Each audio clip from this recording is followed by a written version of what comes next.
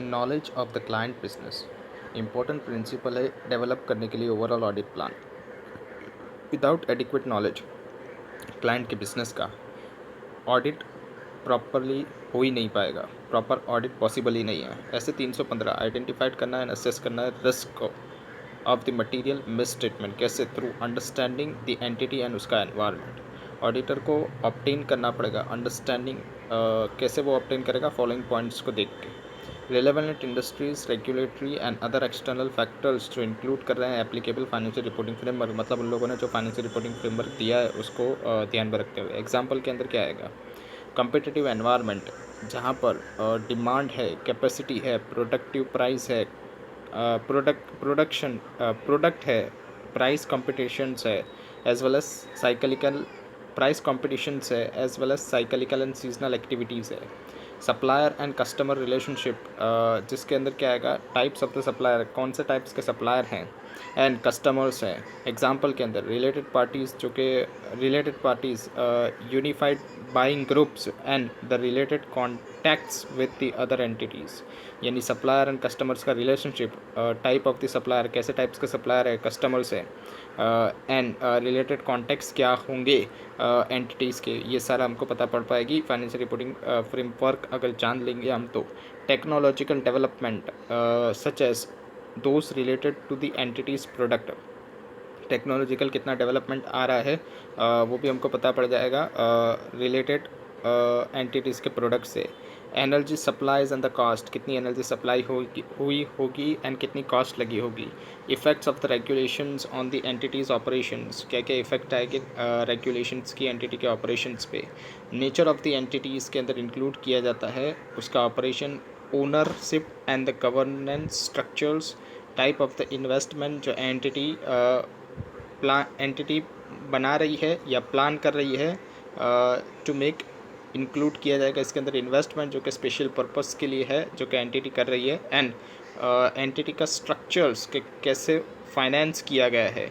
ये सब एनेबल करेगा ऑडिटर को अंडरस्टैंड करने के लिए कि क्या कैसे ट्रांजेक्शन्स होंगे, class of the transactions, account balance, disclosures, ये सारी चीज़ें एक्सपेक्ट की जा सकती है इन द फाइनेंशियल स्टेटमेंट।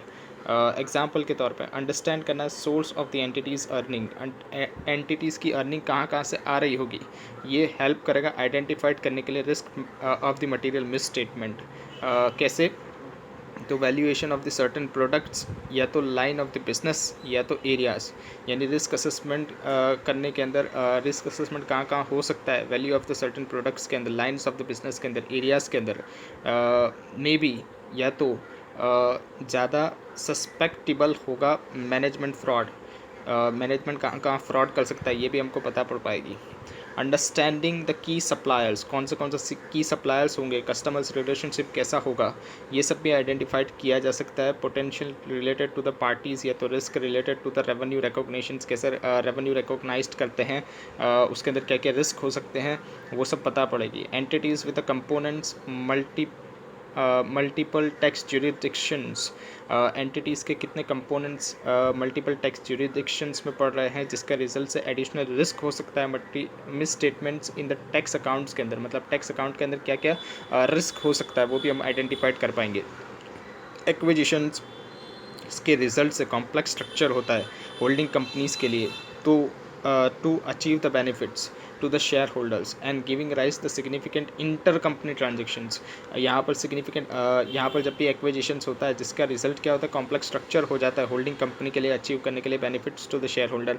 यहाँ पर ज़्यादातर क्या होता है, सिग्निफिकेंट मेटल्स क्या होती है इसके अंदर, तो इंटर कंपनी ट्रांजेक्शन्स जो होते हैं, मतलब एक कंपनी दूसरी कंपनी से जो ट्रांजेक्शन करती है अपने ग्रुप के अंदर ही, वो इंटर कंपनी ट्रांजेक्शन्स होते हैं, वो राइज करते हैं मटीरियल मिस स्टेटमेंट, जिससे फ्रॉड या तो एरर हो सकता है। ड्यू टू द फ्रॉड या तो एरर मटीरियल मिस स्टेटमेंट बढ़ सकता है, फ्रॉड या तो एरर से।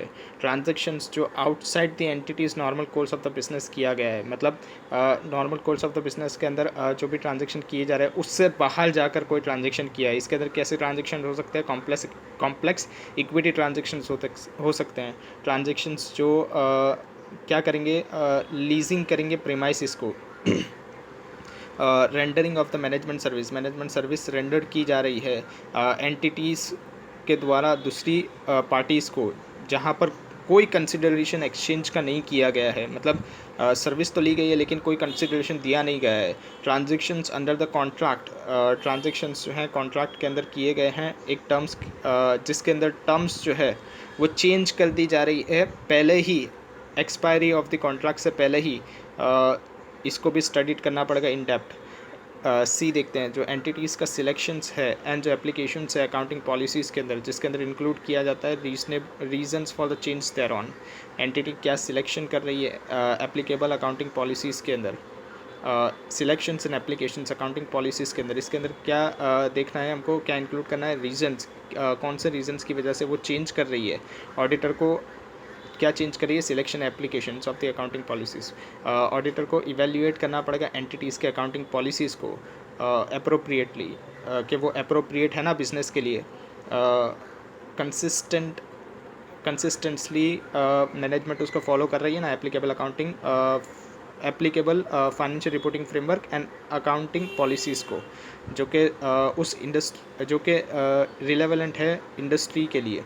एग्जांपल के तौर पे entities accounting principle, financial reporting policies या तो डिस्क्लोजर्स हेल्प करता है डिटरमाइन करने के लिए कि कितनी नीड होगी, जहाँ पर हमको स्पेशलिस्ट की ज़रूरत पड़ेगी ऑडिट प्रोसीजर्स को परफॉर्म करने के लिए, यानी कितने स्पेशलिस्ट लगेंगे particular disclosures relating to the particular disclosures such as the pension disclosures, यानी पेंशन डिस्क्लोजर्स को देखने के लिए।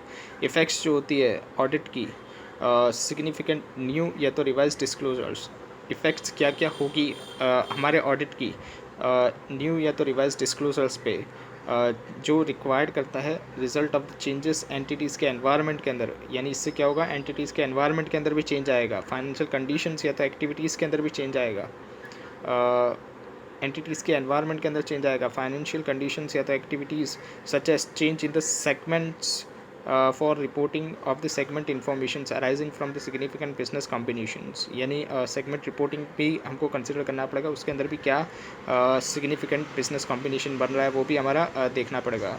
मैनेजमेंट डिटरमाइन करता है मोस्ट एंटिटीज़ के कॉम्पिटिटर्स को, अगर मैनेजमेंट डिटरमाइन करता है most of the entities competitors जो अडॉप्ट करके बैठे accounting policies difference from adopted by the entities, यानी एंटिटीज़ ने जो अकाउंटिंग पॉलिसी अडॉप्ट की है उससे अलग उसके कॉम्पिटिटर अकाउंटिंग पॉलिसी अडॉप्ट करके बैठे हुए हैं। आफ्टर इवेल्यूएशन के बाद जो मैनेजमेंट ने डिटरमाइन किया है कि अल्टरनेटिव अकाउंटिंग पॉलिसीज़ जो है वो जनरली एक्सेप्टेबल है, जिससे फ्यूचर डिटरमाइन कर पाएंगे, अल्टरनेटिव अकाउंटिंग पॉलिसीज़ प्रेफरेबल है, जिसके रिज़ल्ट क्या हो रहा है, ग्रेट कंपेरेबिलिटी हो रहा है, एंड जो रिज़ल्ट है वो भी रिलायबल आ रहा है, एंड वो मोर रिलेवेंट इन्फॉर्मेशन दे रहे हैं। मैनेजमेंट जो है वो डिसाइड कर रही है चेंज करने के लिए एंटिटीज़ के अकाउंटिंग पॉलिसीज़, इसलिए मैनेजमेंट डिसाइड कर रही है कि चेंज करने के लिए अकाउंटिंग पॉलिसीज़, तो ये सब भी हमको देखना पड़ेगा। एंटिटीज़ के ऑब्जेक्टिव्स एंड उसकी स्ट्रेटजीज़, बिजनेस रिस्क से रिलेटेड, जिसका रिजल्ट क्या होता है, risk of material miss statement होता है। एग्जांपल के तौर पे मैनेजमेंट का एक ऑब्जेक्टिव्स क्या है कि ग्रो करना है बिज़नेस, मैनेजमेंट डेवलप कर सकती है स्ट्रेटजी, स्टेडी मतलब धीमे धीमे स्ट्रेटजी बना सकती है, बट रेगुलर ग्रोथ, लेकिन रेगुलर ग्रोथ करके थ्रू कैसे, स्पेसिफिक मार्केटिंग से, कैंपेनिंग से, development of the new market से। ऑल्टरनेटिवली या तो मैनेजमेंट जो है वो डेवलप कर सकती है aggressive, more aggressive, management develop कर सकती है मोर एग्रेसिव, जिसके अंदर क्या होगा, कॉम्प्लेक्स स्ट्रेटजी होगा, acquiring competitors, more aggressive complex strategy of acquiring the competitors, या तो कॉम्पिटिटर्स को एक्वायर कर लेना है। ईच ऑफ दिस स्ट्रेटजी, हर एक स्ट्रेटजीज़ के अंदर बिजनेस के रिस्क जो है वो अलग अलग आते हैं। Potential difference risk of the material miss statement, इनके अंदर क्या हो सकता है, रिस्क हो सकता है मटेरियल मिस स्टेटमेंट का। एग्जांपल्स जो पोटेंशियल बिजनेस रिस्क हैं वो क्या है, यानी बिजनेस के अंदर रिस्क आएगा ऐसा संभावनाएं लग रही है, वो कैसे होगा, तो failure to cap up to the date with the new product, यानी न्यू प्रोडक्ट मार्केट के अंदर आ गया है लेकिन हम फेल हो गए हैं उसको लाने के लिए, यानी फेल हो गए हम लोग अप टू डेट रहने के लिए। नया प्रोडक्ट, टेक्नोलॉजी या तो सर्विसेज, हमने नई टेक्नोलॉजी अडॉप्ट ही नहीं की है और मार्केट के अंदर नई टेक्नोलॉजी आ गई तो हम फेल हो गए हैं उसको करने के लिए। इससे क्या होगा, पोटेंशियल बिजनेस रिस्क होगा, यानी बिजनेस है वो क्या होगा, गोइंग कंसर्न का बिजनेस में खतरा रहेगा इसके अंदर। Failure to keep up to date with the new product, technology and service, excessive reliance, ज़्यादा रिलायंस हो रहा है एक ही सप्लायर पे, की सप्लायर पे। प्रोडक्ट या तो individual such as the owner, product या तो इंडिविजुअल सच एज ओनर, या तो हम एक्सेसिव रिलायंस कर रहे हैं किसके ऊपर, की सप्लायर पे, प्रोडक्ट पे, या तो इंडिविजुअल के अंदर कौन आएगा, ओनर आएगा। Lack of the personal with the expertise, company के पास एक्सपर्टाइज ही नहीं है, पर्सनल ऐसे है ही नहीं, एक्सपर्टाइज पर्सन ही नहीं है जो कि इंडस्ट्रीज़ के चेंज होने पर रिएक्ट कर पाए। इनसफिशिएंट या तो एक्सेसिव प्रोडक्ट कैपेसिटी है, जो जिससे क्या हो रहा है, inaccurate estimation of the demand आ रही है, यानी इनएक्यूरेट एस्टिमेट कर रहे हैं डिमांड को और उसकी वजह से प्रोडक्शन भी ज़्यादा हो रहा है, प्रोडक्शन की कैपेसिटी एक्सेस हो रही है या तो इनसफिशिएंट हो रही है, कम हो रही है। Loss of the financing, finance का लॉस हो रहा है, क्यों, क्योंकि एंटिटीज़ के पास एंटिटीज़ इतनी एबल ही नहीं है, इतनी सक्षम ही नहीं है मीट करने के लिए फाइनेंशियल कन्वेनियंस, यानी फाइनेंस को मीट करने के लिए एंटिटी इतनी सक्षम ही नहीं है, इस वजह से वो लॉस कर रही है फाइनेंस का। The measurement and review of the entities financial performance, इसके अंदर क्या आएगा, हमको मेजर्स करना है, रिव्यू करना है एंटिटी के फाइनेंशियल परफॉर्मेंस को। एग्जांपल के अंदर एक्सटर्नल इन्फॉर्मेशन सच एस, कौन सी एक्सटर्नल इन्फॉर्मेशन हो सकती है, analytics reports, credit rating agency की रिपोर्ट, जो यूज़फुल इन्फॉर्मेशन है ऑब्टेन करने के लिए, अंडरस्टैंड करने के लिए एंटिटी का परफॉर्मेंस मेजर्स, कि एंटिटी कितना परफॉर्म कर रही है, कितने अच्छे से परफॉर्म कर रही है, वो कैसे पता चलेगा हमको, एक्सटर्नल इन्फॉर्मेशन से। कौन सी इन्फॉर्मेशन, ये इन्फॉर्मेशन कहाँ से मिलेगी हमको, एनालिटिक्स रिपोर्ट से, क्रेडिट रेटिंग एजेंसी की रिपोर्ट से। सच रिपोर्ट्स, ये जो रिपोर्ट्स हैं ये ऑब्टेन होती है फ्रॉम द एंटिटी के पास से मिलेगी। इन एडिशंस टू द इम्पोर्टेंस के अलावा भी जो नॉलेज है क्लाइंट के बिजनेस का, कि कैसे क्लाइंट ने बिजनेस को एस्टेब्लिश किया है, ओवरऑल ऑडिट प्लान क्या होगा उसके अंदर, सच नॉलेज हेल्प्स ऑडिटर, ये नॉलेज हेल्प करेगा ऑडिटर को आइडेंटिफाइड करने के लिए स्पेशल एरियाज़ जो उसको कंसिडर करने पड़ेंगे। Evaluate the reasonableness both in the accounting estimate and management representations, evaluate करने के लिए रीजनेबलनेस अकाउंटिंग एस्टिमेट्स के अंदर मैनेजमेंट ने जो भी एस्टिमेट्स लगाए हैं वो रीजनेबल लगाए हैं ना, एंड मैनेजमेंट रिप्रेजेंट जो कर रहा है वो सही रिप्रेजेंट कर रहा है ना, एंड मेकिंग द जजमेंट, और इससे हम लोग जजमेंट ले पाएंगे। और मैनेजमेंट ने जो भी जजमेंट भी लगाए हैं फाइनेंस स्टेटमेंट को प्रिपेयर करने के लिए, वो भी सही से लगाया है ना, अप्रोप्रिएट है ना, अकाउंटिंग पॉलिसीज़ एंड डिस्क्लोजर्स।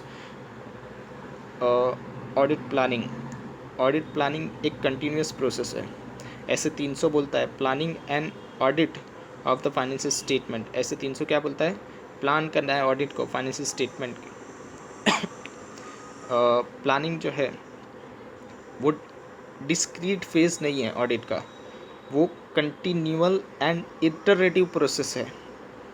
ये बिगिन होता है कब, जब ये बिगिन होता है जब after the completions of the previous audit जब कंप्लीट होता है तब ये बिगिन होता है शॉर्टली, एंड कंटिन्यूज रहता है जब तक कंप्लीशंस हो जाता है करंट ऑडिट एंगेजमेंट का, जब तक कंप्लीशंस हो जाता है करंट ऑडिट एंगेजमेंट का। इसके अंदर इंक्लूड किया जाता है timing of this certain activities, कि कौन सी एक्टिविटीज़ कौन से टाइम पे की गई है, एंड ऑडिट प्रोसीजर्स जिसके अंदर हमको ज़रूर पड़ती है कंप्लीट करने के लिए prior to the performance of the future audit procedures. इसके अंदर क्या हमको ज़रूरत पड़ती है, कंप्लीट करना है जो prior to the performance of the future audit procedure, यानी कौन से हम लोग प्रोसीजर्स लगाएंगे वो हमको पहले से डिसाइड करना पड़ता है। परफॉर्म क्या क्या करेंगे हम लोग प्रोसीजर, वो हमको पहले से डिसाइड करना पड़ता है। फॉर एग्जांपल के तौर पर अगर प्लानिंग के अंदर हम लोग इंक्लूड करते हैं कि हमको कंसिडर करना है कंसिडर करना है prior to the auditor identifications and assessment of the risk को कैसे हम लोग असेस करेंगे, मटेरियल में स्टेटमेंट को कैसे हम लोग असेस करेंगे, वो सब हमको पहले से डिटरमाइन करके रखना पड़ता है। कैसे हम लोग करेंगे उसके फॉलोइंग पॉइंट्स दिए गए हैं। एनालिटिकल प्रोसीजर्स लगा के रिस्क असेसमेंट को हम लोग क्या कर सकते हैं, एनालिटिकल प्रोसीजर अप्लाइड करके हम लोग रिस्क को असेस कर सकते हैं, रिस्क असेसमेंट प्रोसीजर्स लगा सकते हैं। ऑब्टेन करना है जनरल अंडरस्टैंडिंग, कौन सी जनरल अंडरस्टैंडिंग हमको ऑब्टेन करना है, legal and regulatory framework apply करना, लीगल एंड रेगुलेटरी फ्रेमवर्क जो कि एप्लीकेबल है एंटिटीज़ को, एंड क्या उन्होंने कंप्लाइड किया है फ्रेमवर्क को। डिटर्मिनेशंस ऑफ द मटीरियलिटी कहाँ कहाँ पर है वो भी हमको डिटरमाइन करना पड़ेगा। इन्वॉल्वमेंट ऑफ द एक्सपर्ट को लाना पड़ेगा, परफॉर्म करना पड़ेगा other risk and assessment procedures. Additional considerations initial audit engagement के ऐसे 300 planning and audit of the financial statement. यहाँ पर फॉलोइंग एक्टिविटीज़ को हमको पहले करना पड़ेगा प्रायर, जब हम लोग स्टार्ट करेंगे इनिशियल ऑडिट को, यानी ऑडिट को स्टार्ट करने से पहले हमको नीचे दिए गए एक्टिविटीज़ को कंसिडर करना पड़ेगा। परफॉर्मिंग प्रोसीजर्स जो कि रिक्वायर्ड है बाय द एसएस, कौन सी प्रोसीजर्स हम लोग परफॉर्म करने वाले जब हम लोग एक्सेप्ट करेंगे क्लाइंट के रिलेशनशिप को एंड स्पेसिफिक ऑडिट एंगेजमेंट को, वो सब हमको देखना पड़ेगा। कम्युनिकेटिंग विद द प्रीडिशियर ऑडिटर, यानी पहले जो भी ऑडिटर था उससे हमको कम्युनिकेट करना पड़ेगा। Where there is a change, अगर कोई चेंज होता है ऑडिटर के अंदर in compliance with the relative ethical requirements को लेकर अगर ऑडिटर चेंज होता है तो उससे भी हमको कम्युनिकेट करना पड़ेगा। Overall audit strategy and the audit plan, the auditor responsibility, यहाँ पर ऑडिटर की रिस्पॉन्सिबिलिटी देखनी पड़ेगी हमको। ऑडिटर डिसाइड करता है और डिस्कस करता है एलिमेंट प्लानिंग के एंटिटी के मैनेजमेंट के साथ ताकि फैसिलिटेट किया जा सके conduct and the management of the audit engagement. Example के तौर पर कोऑर्डिनेट करना है थोड़े प्लान्ड ऑडिट प्रोसीजर्स को जो कि एंटिटी के पर्सनल्स के साथ किया जाएगा जो कि वहाँ पर वर्क कर रहे हैं। कोऑर्डिनेट करना है, किसके साथ कोऑर्डिनेट करना है, तो जो एंटिटीज़ के अंदर जो भी पर्सनल वर्क कर रहे हैं उनके साथ प्लान करना है ऑडिट प्रोसीजर्स। जब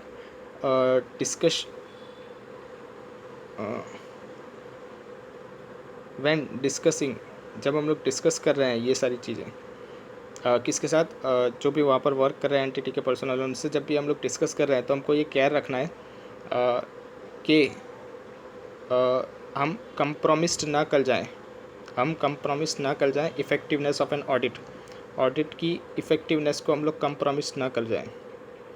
एग्जाम्पल के तौर पर discussing the nature and the timing of the detailed audit procedures, अगर हम लोग डिस्कस कर देते हैं कि nature and timing of the detail audit procedure, कि कितनी डिटेल में हम लोग ऑडिट प्रोसीजर करने वाले हैं, किसको, मैनेजमेंट को अगर हम लोग बता देते हैं तो ये कंप्रोमिस कर जाएगा इफ़ेक्टिवनेस ऑफ द ऑडिट। मतलब मैनेजमेंट सारी प्रोसीजर जान लेगा तो मैनेजमेंट क्या करेगा, छुपा देगा सारी इन्फॉर्मेशंस को।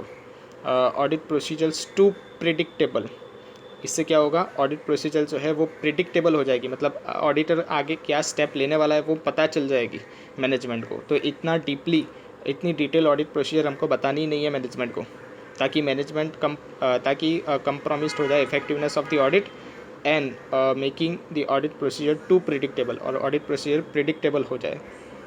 इन्वॉल्वमेंट जो होता है एंगेजमेंट पार्टनर का एंड अदर की मेंबर्स का एंगेजमेंट टीम के अंदर, उसको भी प्लान किया जाता है on their experience and insight, enhancing the effectiveness and efficiency of the planning procedure. इससे क्या होता है, बढ़ जाती है effectiveness and efficiency planning process की। इलस्ट्रेशंस में देखते हैं, डब्ल्यू जो ऑडिटर है SKM लिमिटेड का, वो आस्क कर रहा है, यानी वो पूछ रहा है किसको, फाइनेंस एंड ऑडिट हेड को, कि आप प्रिपेयर कीजिए audit strategy for conducting an audit of the SKM limited. यहाँ पर कौन किसको पूछ रहा है? ऑडिटर किसको पूछ रहा है? कंपनी के फाइनेंस एंड ऑडिट हेड को पूछ रहा है। क्या आप प्रिपेयर करिए, क्या आप प्रिपेयर करिए स्ट्रेटेजी ऑडिट की। डब्ल्यू ऑल्सो इंसिस्ट, और वो और भी क्या बोल रहा है कि आप ड्रॉ करिए ऑडिट प्रोसीजर्स को on the request of the auditor. Auditor की रिक्वेस्ट पे, जो कि डब्ल्यू ऑडिटर है उसकी रिक्वेस्ट पे कंप्लीट किया जा रहा है audit strategy and audit procedures, जो कि प्रिपेयर किया गया है finance head of the company के द्वारा। सब्सिक्वेंटली बाद में ऑडिटर को रियलाइज्ड होता है कि इफेक्टिवनेस ऑफ द ऑडिट तो कम्प्रोमिस्ड हो रहा है, मतलब हो नहीं पा रहा है, इफेक्टिव इतना ऑडिट नहीं हो पा रहा है। And it was his responsibility, और वो उसकी रिस्पॉन्सिबिलिटी थी कि ऑडिट स्ट्रेटेजी को वो बनाए, ऑडिट प्रोसीजर्स को वो बनाए, ओवरऑल ऑडिट स्ट्रेटेजी। कमेंट कीजिए। तो यहाँ पर ऊपर जो हमने पैरा 6 पढ़ा है, overall audit strategy of the overall audit strategy and audit plans, जहाँ पर ऑडिटर की रिस्पॉन्सिबिलिटी होती है keeping in the view the context given in the para 6, मतलब पैरा 6 में जो भी हमने पढ़ के आए उसके अंदर डब्ल्यू जो है वो गलत है, एंड उसी को प्रिपेयर करना पड़ेगा overall audit strategy and detail audit procedures. Change to the planning decisions during the course of an audit, क्या हम लोग चेंज कर सकते हैं प्लानिंग के डिसीजंस को कोर्स ऑफ द ऑडिट के दरमियान, यानी ऑडिट करने के टाइम पे ही, मतलब ऑडिट प्रोसीजर अभी चालू ही है, कंटिन्यू ही है, उसके दौरान ही हम लोग क्या चेंज कर सकते हैं प्लानिंग डिसीजंस को? Auditor shall update, auditor update कर सकता है, चेंज कर सकता है ओवरऑल ऑडिट स्ट्रेटेजी को एंड ऑडिट प्लान को जब भी ज़रूरत पड़े कोर्स ऑफ द ऑडिट के दरमियान में। एज अ रिज़ल्ट, उसके रिज़ल्ट से अनएक्सपेक्टेड जो इवेंट है, चेंजेस इन द कंडीशंस, या तो ऑडिट एविडेंस जो कि ऑब्टेन किया गया है, ऑडिट एविडेंस जो कि ऑब्टेन किया गया है जिसके रिज़ल्ट से ऑडिट प्रोसीजर्स एंड जो ऑडिटर है वो मॉडिफाइड करेगा ओवरऑल ऑडिट स्ट्रेटेजी। यानी ऑब्टेन जो भी उसने रिज़ल्ट किया है, ऑडिट एविडेंस ऑब्टेन जो भी उसने किया गया है उसके रिज़ल्ट से ऑडिट प्रोसीजर्स एंड ऑडिटर अपना मॉडिफाइड कर सकता है ओवरऑल ऑडिट स्ट्रेटेजी एंड जो ऑडिट प्लान है, overall audit strategy and audit plan here bye resulting plan nature time and extent of the future audit procedures, जिसके base पे हम लोग रिवाइज कर रहे हैं considerations of the risk assessment, और रिस्क असेसमेंट को भी रिवाइज करना पड़ेगा। मतलब during the course of the audit अगर हम लोग चेंज कर रहे हैं प्लानिंग के डिसीजंस को, तो हमको ये चीज़ें को ध्यान में रखना पड़ेगा, रिवाइज भी करना पड़ेगा। Considerations of the audit, considerations of the assess risk, जितना रिस्क हम लोग पहले असेस्ट करके बैठे थे उसको भी रिवाइज करना पड़ेगा।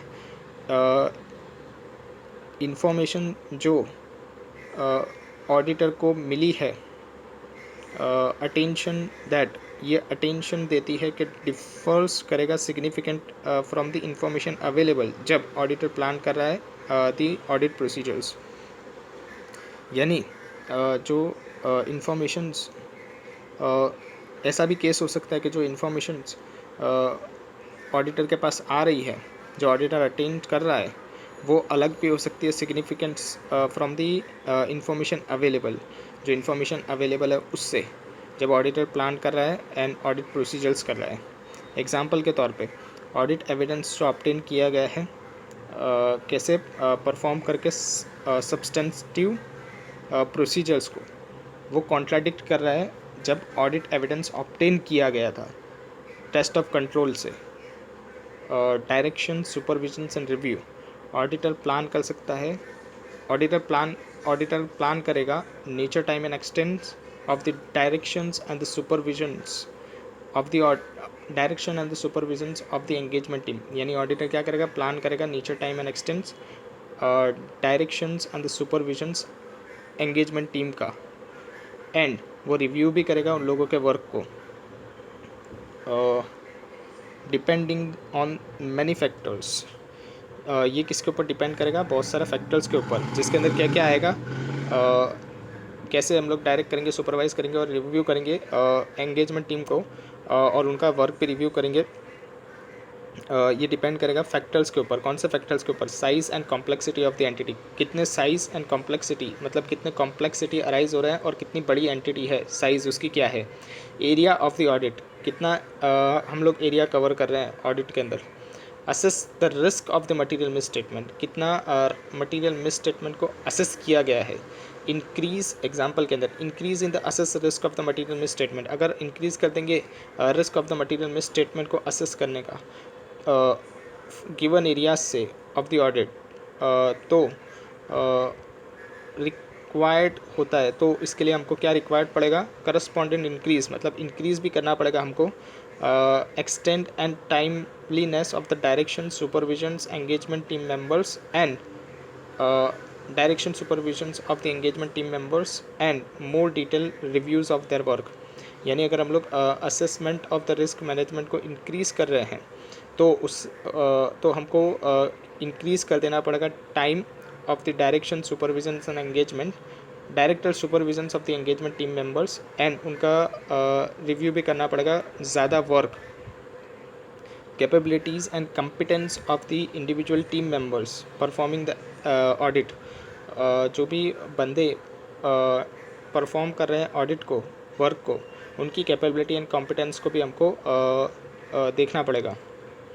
एग्ज़ाम्पल के तौर पे आइडेंटिफाई, जब हम लोग आइडेंटिफाइड करते हैं प्रॉब्लम को, तो जब आइडेंटिफाइड किया जाता है प्रॉब्लम को कि प्रॉब्लम है प्रोडक्शन प्रोसेस के अंदर, तो तुरंत ही रेस करना है कंसर्न के अबाउट द इन्वेंटरी ऑब्सोलेट, कि इन्वेंटरी जो है वो ऑब्सोलेंस है। आफ्टर ऑब्टेनिंग, जब हम लोग ऑब्टेन कर लेते हैं अंडरस्टैंडिंग एंटिटीज़ के प्रोसेस को, तो हमको रेस करना पड़ेगा concern about the inventory obsolescence. यहाँ पर हम लोग कंक्लूड कर सकते हैं कि जो additional test of the details जो है, जो वो ज़रूरी है। सीनियर जो है उसको सीनियर जो है उसको लाया जाएगा, मतलब सीनियर को लाया जाएगा विद द टीम के साथ डिस्कशन किया जाएगा मैनेजमेंट के साथ, प्रोविजंस बनाया जाएगा फॉर ऑब्सोलेशंस एंड एग्जामिन किया जाएगा related documents supporting the provisions rather than just reading the memo. मतलब सिर्फ मेमो ही रीड नहीं करना है, हमको सपोर्टिंग डॉक्यूमेंट्स का भी प्रोविजंस बनाना है। Supporting document provision, this procedures, ये प्रोसीजर्स कंप्लीट की जाती है जब वर्क जो है वो परफॉर्म किया जाता है, rather than as an after the fact review. सिर्फ फैक्ट रिव्यू करने से काम नहीं चलेगा, यहाँ पर हमको क्या करना पड़ेगा, यहाँ पर हमको वर्क भी परफॉर्म करना पड़ेगा। Extend of the seniors involvement, senior को इन्वॉल्व करना पड़ेगा, रिक्वायर्ड जजमेंट लगाने पड़ेंगे और कंसिडर करना पड़ेगा हमको कॉम्प्लेक्सिटी के, कितना कॉम्प्लेक्स एरिया है। एंड एक्सपीरियंस टीम मेंबर भी यहाँ पर लगाना पड़ेगा हमको। Documentations, auditor shall document, auditor document करेगा किसको? ओवरऑल ऑडिट स्ट्रेटेजी को, ऑडिट प्लान को, सिग्निफिकेंट चेंजेस अगर ऑडिट के एंगेजमेंट के दौरान किए गए हैं, किसमें? ओवरऑल ऑडिट स्ट्रेटेजी में या तो ऑडिट प्लान के अंदर, and the reasons of the such change, और क्यों उसको चेंज किया गया है उसका रीजंस भी, उसके रीजंस को भी डॉक्यूमेंट करना पड़ेगा।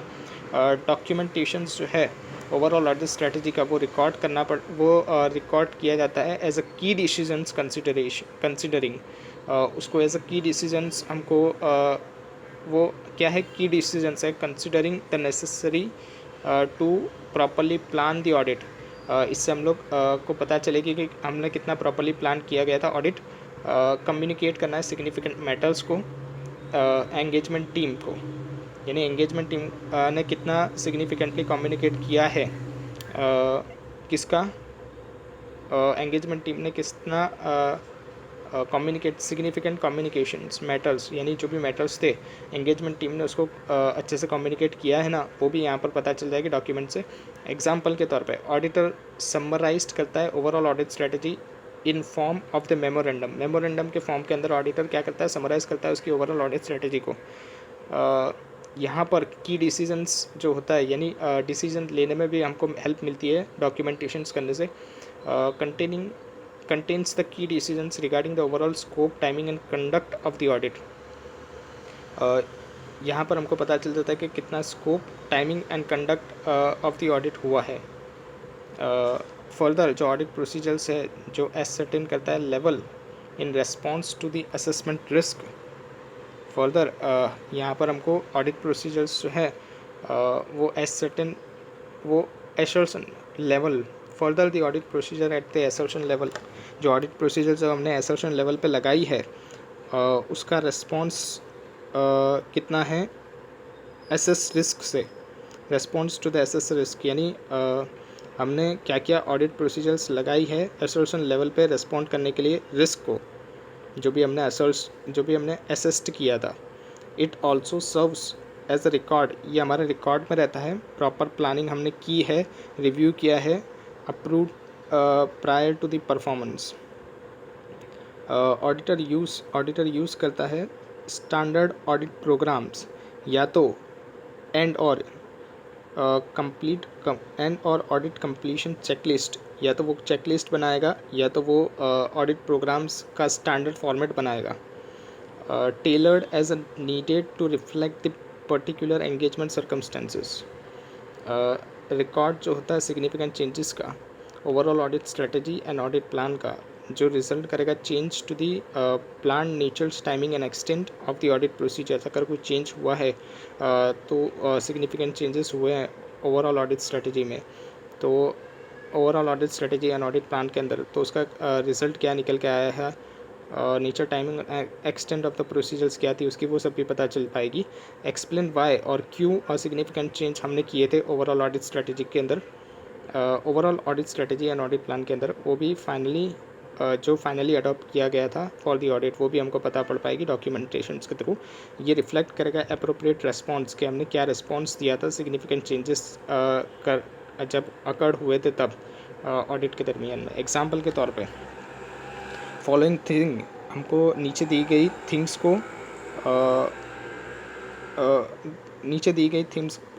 को फॉर्म करना चाहिए as a part of an audit document.